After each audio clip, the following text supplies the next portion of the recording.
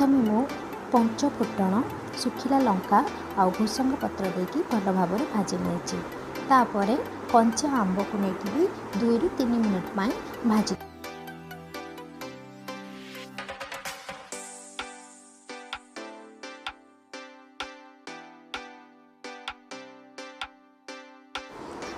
भाजी सारा तापर स्वाद अनुसार ताधरे लुण दे दबा आउ किछि हलदी भी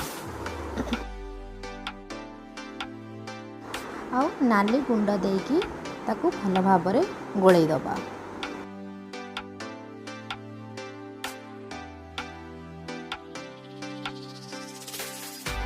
आंब सिझिबा पाई जतिके पानी दरकार हम सेतिके पानी देकी ताकू 2 ରୁ 3 मिनट ताकू सिझेबा।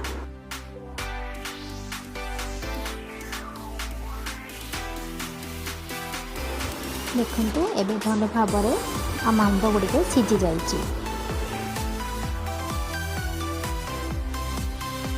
देखंतु एबे मु गोटे कप में चीनी नहीं आंब गुड़िक अधिक खट्टा होथिबारु से बहुत सारा चीनी नहीं।